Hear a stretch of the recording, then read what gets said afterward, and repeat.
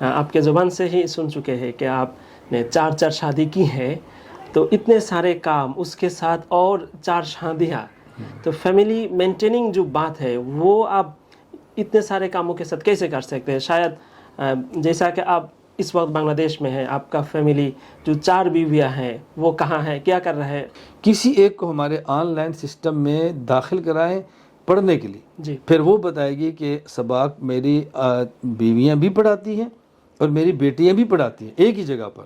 تو ظاہر اگر کچھ ہلکا سا بھی اختلاف ہوتا تو ایسا ممکن نہیں تھا. آپ جیسے پاکستان سے بنگلہ دیش میں آئے ہیں، ہم بھی چاہتے ہیں کہ ہم بھی پاکستان جائیں، وہاں جو بڑے بڑے ادارے ہیں وہاں جا کر ہم پڑھیں، سبق حاصل کریں، آپ لوگوں کے ساتھ ملاقات کریں، دیکھیں. امت مسلمہ جو ہے اس زمانے میں بہت خراب دن گزر رہے ہیں، فلسطین میں، غزہ میں، سیریا میں، ہر جگہ. ہمیں کیا کرنا ہے؟ ہم سنتے ہیں کہ ہمیں دعا کرنی چاہیے، اس کے سوا اور کیا کیا کرنا ہے ہمیں؟ ہم پاکستان کے بارے میں سنتے ہیں کہ وہاں سیکورٹی ایشوز ہے. آپ جو کام کر رہے ہیں، آپ کے خلاف کبھی بھی ایسا کوئی ڈر ہوتا ہے؟ السلام علیکم ورحمۃ اللہ. محترم ناظرین، آج ہم بہت خوش قسمت ہے کہ ہمارے MBA ٹائمز کے اس اسپیشل شو میں ہمارے ساتھ موجود ہے پاکستان کے بہت مشہور عالم دین، مبلغ اسلام اور ترجمان اہل سنت والجماعت حضرت مولانا الیاس گھمن دامت برکاتہم. حضرت، آپ کو ہمارے اس شو میں ہم خوش آمدید کرتے ہیں. کیسے ہے بنگلہ دیش سفر، کیسا چل رہا ہے؟ الحمدللہ ثم الحمدللہ، بہت اچھا. کیسا لگ رہا ہے ہمارا بنگلہ دیش؟ آپ کیا دیکھ رہے ہیں؟ بسم اللہ الرحمن الرحیم. میری کافی عرصہ سے خواہش تھی کہ بنگلہ دیش کا سفر ہو، کیونکہ بنگلہ دیش ایک اسلامی ملک ہے جی، اور گزشتہ اس کی جو حیثیت ہے پاکستان کے ساتھ ہم اس کو بہت اچھی طرح دیکھتے ہیں، لیکن کچھ وقت گزرا، جی، اللہ تعالیٰ نے ایسے اسباب پیدا فرمائے کہ آنا ہوا، اور میں تقریباً 4 دن سے بنگلہ دیش میں ہوں، مختلف شہروں میں گیا ہوں. جی، جی. میں نے بنگلہ دیش کے علماء کو، عوام کو بہت زیادہ دین سے محبت کرنے والا پایا. ایک خاص سوال ہے اس بارے میں کہ بولا جاتا ہے پاکستان کے جو علماء کرام ہے اور وہاں کا جو اسلامی محل ہے وہ بہت آگے جا چکے ہیں سیاست کے میدان میں، میڈیا میں، آن لائن میں، بہت سارے جگہ، لیکن اس کے برخلاف بنگلہ دیش میں علماء کرام جو ہے، اسلامی محل جو ہے، یہ بہت پیچھے رہ گئے ہیں، یہ بولا جاتا ہے. تو آپ کے نظر میں اس کا وجہ کیا ہے یا مستقبل کیا ہو سکتا ہے؟ بنگلہ دیش میں پہلے شاید علماء کا ذہن کم ہو میڈیا کا، لیکن اب میں نے جو یہاں کر دیکھا ہے اپنی آمد پر، بہت حد تک علماء کرام میڈیا کے استعمال کے قائل ہیں اور میڈیا کو استعمال فرما رہے ہیں، اور جدید میڈیا کی اور سوشل میڈیا کی اہمیت سے بہت اچھی طرح اب واقف ہے. گزشتہ جو ہوا سو ہوا، لیکن مجھے امید ہے کہ انشاءاللہ اب ہمارا دیندار اہل علم کا طبقہ بھی جدید اور سوشل میڈیا کو استعمال کرے گا اور انشاءاللہ اس کو دین کے لیے استعمال کریں گے. اب کافی حد تک بیداری ہے اور بہت زیادہ اس کا سب کو احساس ہے. ہم جس کو مین اسٹریم میڈیا کہتے ہیں، ٹی وی چینل جو ہے، پاکستان کے چینل میں ہم دیکھتے ہیں کہ آپ آتے ہیں اور بہت سارے علماء کرام آ جاتے ہیں، لیکن بنگلہ دیش کا جو ٹی وی چینل ہے وہاں علماء کرام نہیں آتے یا ان کو نہیں بلایا جاتا، بہت پیچھے رہ گئے ہیں. اور اس کا ایک وجہ یہ بولا جاتا ہے کہ 1971 میں جو جنگ ہوئے تھے تو یہاں کے علماء کرام جو ہے وہ اس جنگ کے خلاف تھے. گزشتہ وقت میں علماء کرام ٹی وی پر کیوں نہیں آئے یا ان کو ٹی وی والوں نے کیوں نہیں بلایا، وہ تو ٹی وی والے ہی جانتے ہیں، لیکن میرا خیال یہ ہے کہ اب اگر علماء کرام کو ٹی وی پر بلایا جائے تو علماء کرام انکار نہیں کریں گے، اور ٹی وی والوں کو بھی چاہیے کہ دینی مسائل کے لیے، امت کی رہنمائی کے لیے علماء کرام سے رابطہ کریں، رجوع کریں، علماء کو عزت احترام کے ساتھ بلائیں، اور علماء کو بھی چاہیے کہ جانا چاہیے. حضرت، آپ کو ہم بہت وقت سے دیکھ رہے ہیں کہ آپ جہاد کے میدان میں بھی تھے، اللہ آپ کو قبول فرمائے، اور اس کے ساتھ آپ تحریر کے میدان میں بھی ہیں اور خطابات کے میدان میں ہیں، آپ پورے دنیا گھوم رہے ہیں. تو یہ سب کام آپ ایک ساتھ کیسے کر سکتے؟ یہ بہت ہمارا جو آڈینس ہے ان کا بہت بڑا سوال یہ تھا کہ یہ حضرت اتنے سارے کام ایک ساتھ کیسے کر سکتے ہیں؟ اصل میں تو جتنے بھی کام ہیں یہ اللہ تعالیٰ کے فضل، اللہ کے کرم، اللہ کی رحمت کے بغیر ممکن ہی نہیں ہے. جی. اور باقی بظاہر جو درجہ اسباب میں نظر آتا ہے وہ یہ کہ جو میرے پاس اسباب ہیں، جو میرے اندر صلاحیت ہے، یا جتنی طاقت توانائی اللہ نے مجھے دی ہے، میں نے وہ ساری کی ساری اس کام پہ لگا دی ہے۔ اور جب انسان اخلاص کے ساتھ ایک کام میں چل پڑتا ہے تو اللہ تعالیٰ اس کے لیے ان سارے کاموں کو آسان فرما دیتے ہیں۔ اللہ تعالیٰ کا بہت کرم ہے کہ میرا پاکستان میں ایک بہت بڑا ادارہ مرکز اہل سنت والجماعت کے نام سے قائم ہے، جی جو جنوری 2003 میں بنا تھا، اور خانقاہ حنفیہ موجود ہے۔ اس کے تحت پھر کئی مدارس اور خانقاہیں بھی ہیں۔ پاکستان کے قومی اخبارات پہ تقریباً ہر ہفتے کو میرے مضامین بھی چھپتے ہیں، اور ہمارا جو علمی سفر ہے وہ جاری ہے۔ 50 کے قریب کتب بحمد اللہ تعالیٰ لکھ کر باقاعدہ شائع ہو چکی ہیں، اور مزید کام جاری ہے۔ تو بہرحال جو بات آپ نے فرمائی ہے یہ اللہ کے فضل اور اللہ کے کرم کے بغیر ممکن نہیں ہے، اور اللہ کا شکر ہے کہ الحمدللہ دین کے ہر شعبے میں اللہ تعالیٰ ہم سے کام لے رہے ہیں۔ بس دعا کریں کہ اللہ تعالیٰ قبول فرما لے۔ اس کے ساتھ ایک اور بھی سوال یہ ہے کہ ہم آپ کے زبان سے ہی سن چکے ہیں کہ آپ نے 4 شادی کی ہے، تو اتنے سارے کام، اس کے ساتھ اور 4 شادیاں، تو فیملی مینٹیننگ جو بات ہے وہ آپ اتنے سارے کاموں کے ساتھ کیسے کر سکتے ہیں؟ شاید جیسا کہ آپ اس وقت بنگلہ دیش میں ہیں، آپ کا فیملی جو 4 بیویاں ہیں وہ کہاں ہیں، کیا کر رہے ہیں؟ میں نے جیسے پہلے عرض کیا کہ یہ سارے کام اللہ تعالیٰ کے فضل، اللہ کے کرم کے بغیر ممکن نہیں ہے۔ میری جو پہلی شادی ہے ہمارے سرگودا کے بہت بڑے، بلکہ یہ کہا جائے کہ سب سے بڑے عالم مولانا عبدالجواد صاحب ہیں، ان کی بیٹی سے ہے، اور یہ میری شادی غالباً 93 کے اندر ہوئی تھی۔ اس سے اللہ نے بچے بھی دیے۔ جب میں نے مزید کام شروع کیا، اصلاح النساء کے نام سے مرکز قائم کیا، اور خواتین کا بہت رجوع ہوا، تو میں نے خود اپنی پہلی اہلیہ کی مشاورت کے ساتھ یہ طے کیا کہ اگر بیوی ہوگی تو خواتین کو سنبھالنا آسان ہوگا، اگر میرے اور خواتین کے درمیان بیوی نہیں ہوگی تو کافی پیچیدگیاں پیدا ہوں۔ تو اللہ تعالیٰ نے فضل فرمایا، ہمارے پاس تخصص میں میرے پاس ایک طالب علم تھے، انہوں نے اپنی ہمشیرہ کا رشتہ مجھے دیا، اللہ نے اس سے بچے دیے۔ پھر اللہ تعالیٰ کا کرم ہے کہ ایک حافظہ عالمہ سیدہ خاتون، ان سے نکاح ہوا، ان سے بھی میرے بچے ہیں۔ پھر چوتھا نکاح ہے بحمداللہ، ان سے بھی بچے ہیں۔ تو میرا شادیوں کا جو بنیادی مقصد تھا وہ یہ تھا کہ خواتین کام کریں۔ جی، میں اس کے لیے اللہ سے دعا بھی مانگتا تھا، گھر والوں سے مشورہ بھی کرتا تھا، دوستوں سے بات بھی کرتا تھا۔ اللہ تعالیٰ نے فضل فرمایا۔ اب جو میرے گھر میں ہم آہنگی ہے، یا ہمارے گھر میں نکاح کے حوالے سے خواتین میں کوئی لڑائی یا جھگڑا نہیں ہے، بہت اچھا ماحول ہے۔ اس میں مجھ سے زیادہ کردار میں سمجھتا ہوں کہ میری بیویوں کا اور میری خواتین کا ہے۔ ان خواتین نے سنبھالا ہے، کام بھی سنبھالا ہے، باہمی تعلق ایسا ہے کہ بہنوں کی طرح رہتی ہیں۔ وہ ایک ساتھ ایک گھر میں رہتے ہیں۔ دیکھیں پاکستان میں ہمارے پاس 2 اہلیہ ایک جگہ پر، ایک جگہ پر، جی، اور چوتھا میرا نکاح میں جب پاکستان سے باہر ہوں تو اس کے بعد ہوا، وہ کراچی میں ہے۔ اب 2 اہلیہ اس وقت میرے پاس استنبول میں ہیں، اور 2 پاکستان میں۔ جن 2 کے ویزے لگ گئے ہیں جی، وہ استنبول میں، جن کا ویزا نہیں لگا وہ پاکستان میں۔ لیکن جو پاکستان میں رہتی ہیں اب ان کا بھی ویزا لگتا ہے، مثلا سعودیہ ہے، بحرین ہے، میرے ساتھ ممالک میں سفر کرتی ہیں۔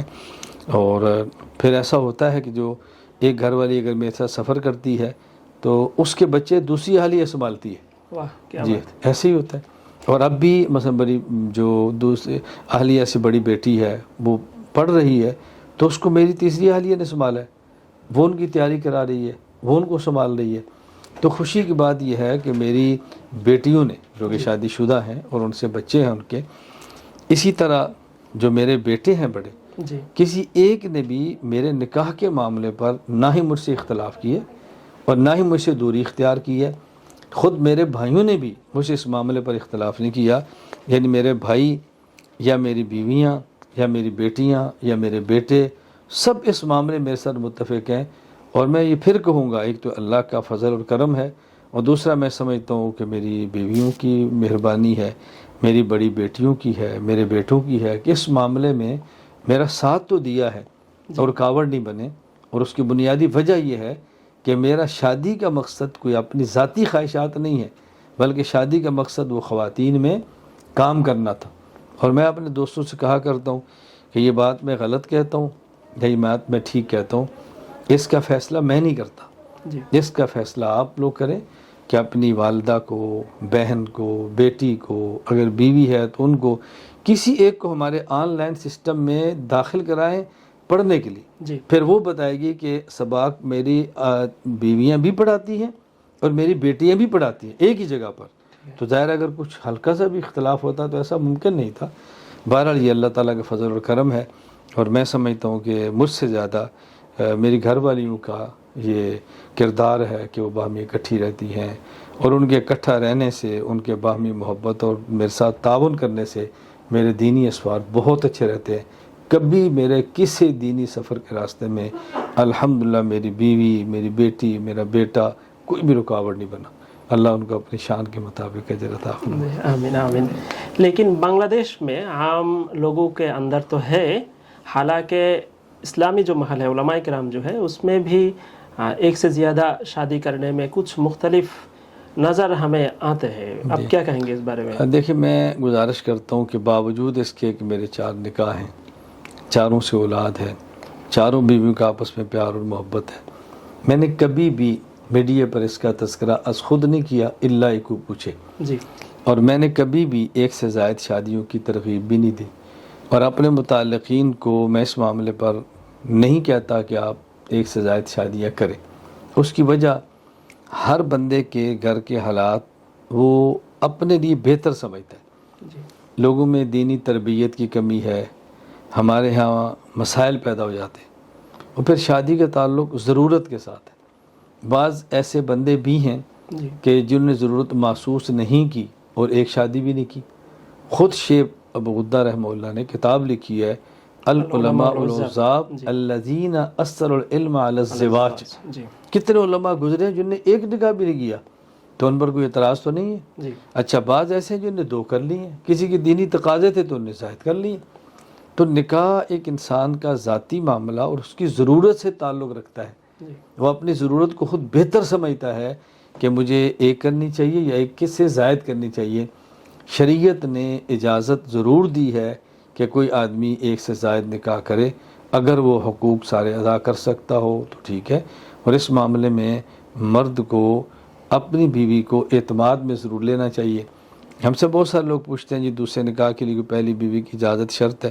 تو میں کہا کرتا ہوں اجازت تو شرط نہیں ہے، لیکن اعتماد شرط ہے۔ اگر اعتماد کے ساتھ کریں گے تو خانگی مسائل پیدا نہیں ہوں گے، جی، اعتماد کے بغیر کریں گے تو خانگی مسائل پیدا ہوں گے۔ دوسرے نکاح کو رواج دینا چاہیے، لیکن اس سے پہلے نکاح کو صحیح طریقے سے چلانا چاہیے، اور اس کے حقوق ادا کرنے چاہیے، ذہن سازی کرنی چاہیے، شوہر کی اور بیوی دونوں کی ضروری ہے۔ تو اللہ تعالیٰ فضل فرمائے، ہمیں ہر معاملے میں شرعی حدود کا خیال رکھنا بہت ضروری ہے۔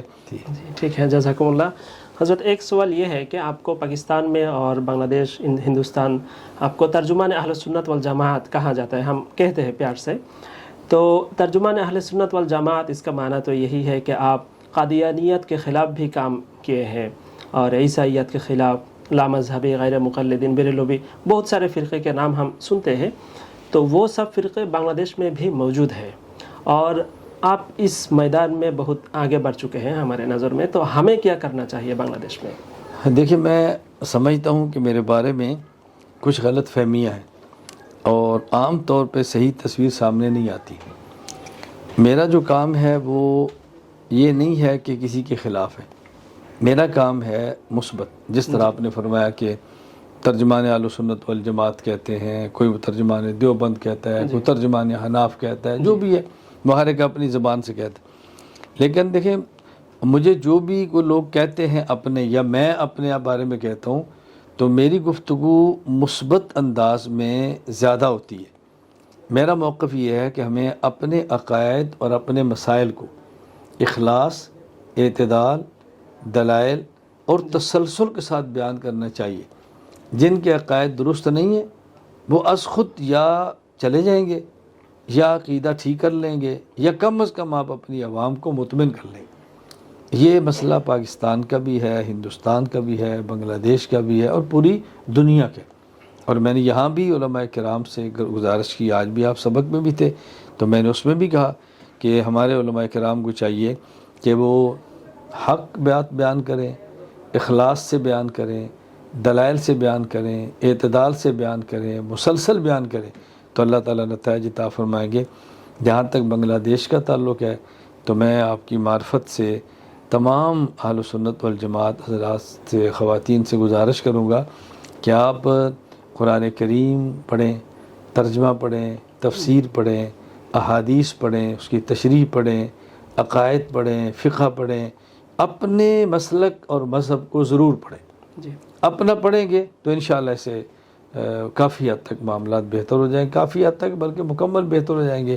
اپنے عقائد نہ پڑھنے سے مسائل پیدا ہوتے ہیں، پڑھنے سے مسائل ٹھیک ہو جاتے ہیں۔ جزاک اللہ۔ ٹھیک ہے، ہم پاکستان کے بارے میں سنتے ہیں کہ وہاں سیکورٹی ایشوز ہے، آپ جو کام کر رہے ہیں آپ کے خلاف کبھی بھی ایسا کوئی ڈر ہوتا ہے؟ میرے خیال میں یہ بات کافی حد تک غلط مشہور ہے کہ پاکستان میں سیکورٹی ایشو ہم بہت بہت زیادہ سن ہے۔ چکے ہیں۔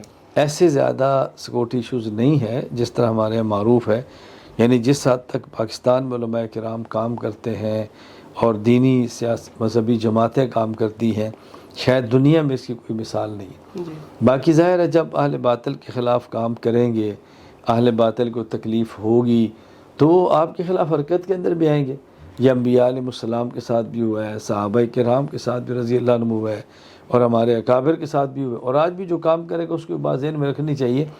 لیکن پاکستان کے حالات ایسا نہیں ہے کوئی ایسے ناسازگار ہوں کہ وہاں کام نہیں کیا جا سکتا، کام کیا جا سکتا ہے، اور الحمدللہ کام ہو بھی رہا ہے الحمدللہ۔ ٹھیک ہے حضرت، ایک ضروری سوال کہ امت مسلمہ جو ہے اس زمانے میں بہت خراب دن گزر رہے ہیں، فلسطین میں، غزہ میں، سیریا میں، ہر جگہ ہمیں کیا کرنا ہے؟ ہم سنتے ہیں کہ ہمیں دعا کرنی چاہیے، اس کے سوا اور کیا کیا کرنا ہے ہمیں؟ دعا نہیں، جو کام شریعت نے کرنے کا حکم دیا ہے وہ ہمیں کرنے چاہیے۔ شریعت مکمل اور کامل ہے، اور ہم نے کامل اور مکمل شریعت پر عمل کرنا ہے۔ شریعت کا مزاج یہ ہے کہ آپ کو اولاد چاہیے، آپ دعا کریں، لیکن نکاح کے بعد جی ٹھیک ہے خامد اور بیوی ملیں اور پھر دعا کریں۔ جی اس کے بغیر دعا کریں تو یہ مذاق ہوگا۔ رزق چاہیے، آپ ملازمت کریں، تجارت کریں، پھر اللہ تعالیٰ سے دعا بھی کریں۔ تو جو ہمارے ذمہ احکام ہیں ان احکام پر عمل کرتے ہوئے انسان کو دعا کرنی چاہیے۔ پوری دنیا میں جہاں بھی مظلوم مسلمان ہے، اس مظلوم مسلمان کی مدد کے لیے مسلمان کو میدان میں آنا چاہیے۔ ہمارا اسلام مظلوم مسلمان کی مدد ہی کی بات نہیں کرتا، بلکہ ہمارا اسلام تو ہمیں کہتا ہے اگر کافر بھی ہو اور مظلوم ہو تو آپ اس کی بھی مدد کرو، جی اور اگر مسلمان ہو اور مظلوم ہو تو اس کی مدد تو اور زیادہ کرنی چاہیے۔ جی تو جو انسان جتنی مدد کر سکتا ہے وہ کرے، اور اللہ تعالیٰ سے دعا بھی کرے، اور ہمیں کوشش بھی کرنی چاہیے، دعا بھی کرنی چاہیے کہ پوری دنیا میں جہاں بھی ظلم ہے اللہ تعالیٰ اس کو اپنے کرم سے ختم فرما دے، اور اللہ تعالیٰ مظلوموں کو ظلم سے نجات عطا فرمائے۔ انشاءاللہ۔ حضرت آخری سوال یہ ہے کہ آپ جیسے پاکستان سے بنگلہ دیش میں آئے ہیں، ہم بھی چاہتے ہیں کہ ہم بھی پاکستان جائیں، وہاں جو بڑے بڑے ادارے ہیں وہاں جا کر ہم پڑھیں، سبق حاصل کریں، آپ لوگوں کے ساتھ ملاقات کریں، دیکھیں ہمارا بھائی کا ملک ہے، لیکن یہ آنے جانے میں جو بیچ میں جو ہے اس کو آپ کس نظر اصل سے میں دیکھیں گے؟ ایک وقت تھا غلط فہمیاں تھی، جی وہ غلط فہمیاں کم ہونا شروع ہو گئی۔ دیکھیے میں بھی آیا ہوں، جی پہلے نہیں آ سکتے تھے، اب آگے، تو آہستہ آہستہ انشاءاللہ حالات کے ساتھ ساتھ یہ غلط فہمیاں ختم ہوگی۔ تو جس طرح آج میں آیا ہوں، کل اللہ نے چاہے تو آپ بھی آئیں گے۔ تو یہ دونوں طرف کے عوام کو، زعماء کو مل جل کے ایسی کوشش کرنی چاہیے کہ ہماری آپس کی غلط فہمیاں ختم ہوں اور مسلمان ایک دوسرے کے ساتھ اچھے تعلقات رکھیں۔ تو اللہ تعالیٰ آپ کو بھی توفیق عطا فرمائے۔